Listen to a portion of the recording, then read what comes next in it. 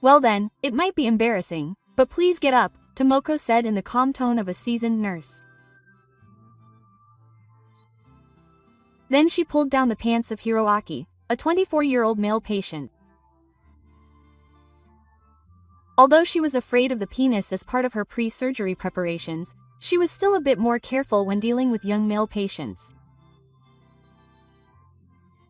Hiroaki's face quickly turned red. He closed his eyes and clutched the pillow as if to hide his embarrassment. But his tension was beginning to show in other ways. 5. I'm sorry. Tomoko continued the procedure calmly, without any particular change. With 30 years of nursing experience, this was just a part of everyday life for her. It's okay.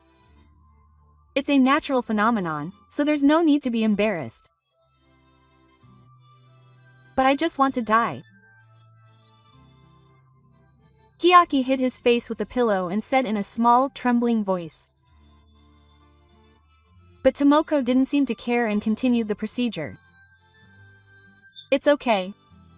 It happens all the time, Tomoko said gently to Hiroaki. He kept his head down and spoke to Toko. I have a favor to ask of you over there. Hiroaki's face was still red, but his gaze was fixed on the girl. Will you have sex with me when my surgery is successful and I'm better? Tomoko's hand came and stopped. Well, it's not uncommon for patients to ask me out as a nurse. I get asked out on dates all the time. Please go out with me when I'm discharged. Please go out with me when I'm cured. The way people respond to such situations varies, but Tomoko has decided to say yes to all of them for now. Patients, especially men, often become pure before surgery and say things like this. However, once they're actually better and discharged, the patients have completely forgotten about it. Tomoko has never actually dated a patient who speaks Italian. However, this time it wasn't about a date or anything like that. She clearly said, "Please have sex with me." This was definitely not something she could do. Tomoko froze for a moment at the unexpected words.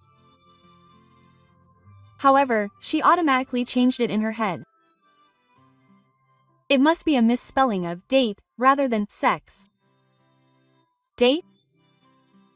Sure. Let's go out on a date when I'm discharged. Quote. But Hiroaki looked at Tomoko with serious eyes and said clearly once more. No, please have sex with me this time. His straightforward words bothered her, but the fact that he said, "this time," also bothered her. She smiled vaguely, assuming that it would be heisei for the time being. With an old lady like me? Yes. I want to have sex with Tomoko. She was certainly confused, but it was her usual pattern to just ignore requests like this from patients. Sure. If you're okay with an old lady like me, then once the surgery is successful and you're feeling better. Tomoko replied, brushing it off lightly as usual. Of course, she had no intention of actually agreeing to it. In the first place, it was unthinkable for such a young girl to have a relationship with a 50-year-old woman like her. But Hiroaki said happily. Thank you. This time, it's a promise. He said, this time again. She wondered what he meant by those words, but she didn't dare to pursue it. After finishing the procedure, she put her pants back on. Then good luck with tomorrow's surgery. Yes. After leaving the classroom, Tomoko thought. What did this time mean? But no matter how much he thought about it, he couldn't figure it out. Hiroaki looked out the window and remembered his childhood days long ago. In the spring of 20 years ago, Hiroaki was 4 years old when his mother brought him to the hospital. He had been born with weak vertebrae and had been hospitalized repeatedly due to cerebral occlusion. He was about to undergo the most major surgery he had ever had. With the surgery coming up tomorrow, it was Toko from 20 years ago who spoke to Hiroaki, who was crying, and encouraged him. "Hiaki, let's do our best tomorrow." Her gentle smile was dazzling, and young Hiaki regained a little of his composure. "I'm scared of surgery." "It's okay. The doctor and I are with you. I'm sure you can do your best, Hiaki. So if I do my best, will you give me a reward?" "A reward? Okay. What do you want?" Hiaki pretended to think for a moment, then said, entwining the words. "Then will you kiss me?" Toko chuckled but nodded immediately. I said, "I'll give you a kiss when Hiaki gets better." And the surgery was a success. One day, when the squad approached, Hiroaki went to Toko. He kissed her as promised, and Toko laughed. He remembered it well. As expected of a boy. "That's right. Hiaki-kun, you've worked hard. Then I'll give you a kiss as a reward." Saying that, Toko kissed Hiaki. However, Akira was dissatisfied. "Not on the cheek. Here." Seeing Hiroaki stinging her lips with that, Toko smiled wryly. "Lip kisses are for when you become an adult. Then, when you become an adult, you'll not only kiss me, but you'll become my wife." Tomoko replied with a serious face to the young boy's earnest proposal. "Okay. I'll become Hiaki-kun's wife when I grow up. Not only will I marry you, but I want lots of healthy children who are different from mine." "Okay. I'll give birth to lots of healthy babies for Hiaki-kun." Saying that, Toko held out her pinky finger, and the two exchanged a pinky promise. 20 years have passed since that pinky promise. Tomoko doesn't seem to remember, but I haven't forgotten the promise we made that day. Hiroaki looked up at the ceiling of the hospital room while remembering those old days. That night, Tomoko was looking at Hiroaki's medical records at the nurse's station. She found the words congenital growth atresia in the white medical record, and something suddenly stuck in the back of her memory. That was 20 years ago. The face of a small boy, about 45 years old, vaguely appeared in her mind. What was that boy's name again? Tomoko looked at Hiroaki's hospital room, unable to remember. Could it be that boy from 20 years ago? Hiroaki's surgery was a success. "How are you feeling, Tomoko?" After the post-operative observation, he returned to the general ward.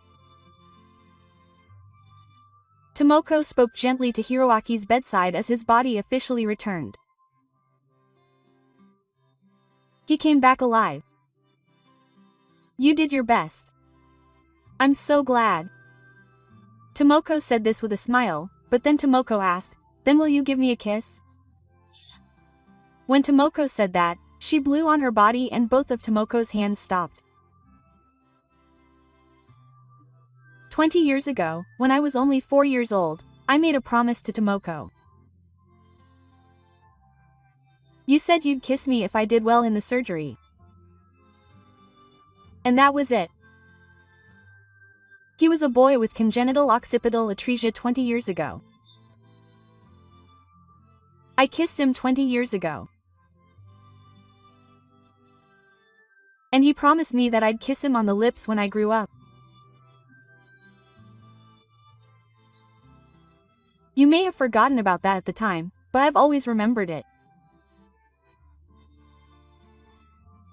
I think it's fate that we met again like this. Hiroaki slowly sat up, patting his back. Can you fulfill that promise now? It's a rule that nurses don't have personal relationships with patients. It's unthinkable that I'd kiss a young man in a hospital room.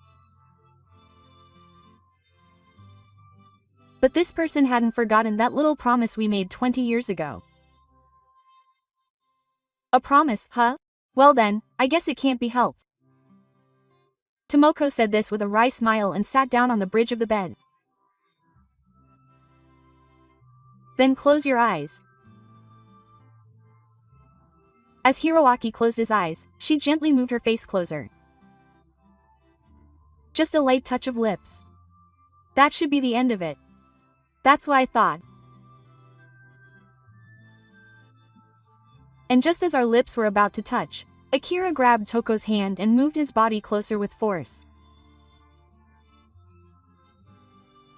Huh? The next moment, their lips were deeply pressed together. For a moment, she tried to pull away, but Tomoko pulled her closer. It was a deep, passionate, adult kiss. As their lips pressed together, Tomoko's body gradually lost its strength.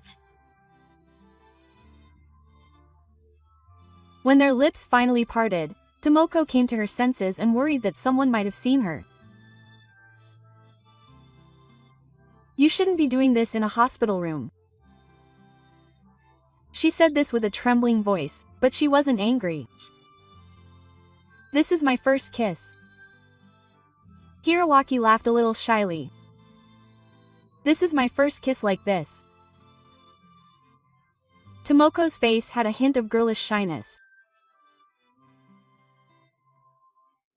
After this kiss, Tomoko still had to give Hiroaki a proper hand. I'm sorry, Tomoko. When Hiroaki apologized shyly for feeling better again, Tomoko turned bright red. Even though it was supposed to be her job as a nurse, Tomoko had already begun to develop special feelings for Hiroaki. After Hiroaki left the hospital, the two went on a date as promised. They watched a movie, had dinner, and it was just like a normal date between two lovers. And that night, you promised me that you would have a child with me when I grew up. Let's start making a baby now. So that's what the promise was all about. Tomoko accepted it with a laugh. It'll only happen once. It was Hiroaki's first experience after waiting 20 years. Hiroaki's body had undergone many surgeries since childhood. You promised me you'd make lots of them just once, didn't you? Hiroaki said with a serious face in bed. My dream has come true. But there's still one more promise left. Huh? There's more? Marriage. I promised you I'd marry you a long time ago, didn't I? I never imagined that a promise I made jokingly with a 4-year-old 20 years ago would turn out like this. But Tomoko shook her head. I'm sorry. That's just not possible. I have a husband. How old is your husband? 60, 10 years older than me. Hiroaki laughed and said, "Then I'll get healthy and live a long life from now on. When Tomoko becomes a widow, that's when I'll marry you. It'll be about 30 years before I can fulfill that promise again." Quote. The children laughed and pointed again.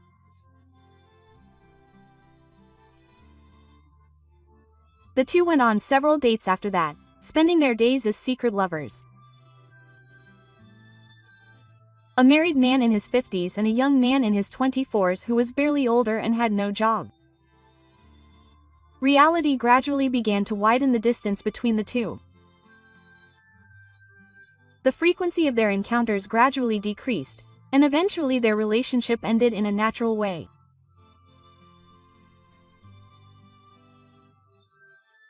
A few months later, Toko happened to see Hiroaki in town. She was so happy that she almost ran up to him, but stopped when she noticed the young woman walking next to him. Ah, so that's what it was. She immediately understood that it was his new girlfriend.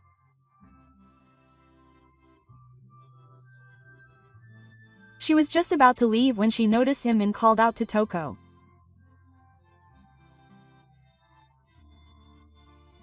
"Hey, Hiroaki, long time no see." Toko looked forward to the new year, but she couldn't hide her awkwardness. "I'm sorry for the long absence. I actually have a new girlfriend." Hiroaki shyly introduced the woman next to him. "Hello. It's been a while, Tomoko." The woman greeted her with a bright smile. Tomoko looked at the woman's face and suddenly realized something. "Are you Ayaka by any chance? You remembered me. I'm glad." She was Ayaka, a girl who had been hospitalized with the same illness as Hiroaki 20 years ago. Now she's an adult woman, standing next to him. 2 months ago, I happened to see Hiroaki in town and spoke to him. My wife was surprised too. At first, I didn't know who he was, but Hiroaki was the boy I had my first crush on. While he was in the hospital, he always told me that he wanted me to be his girlfriend when he got better, and that he wanted to marry Ayaka when he grew up.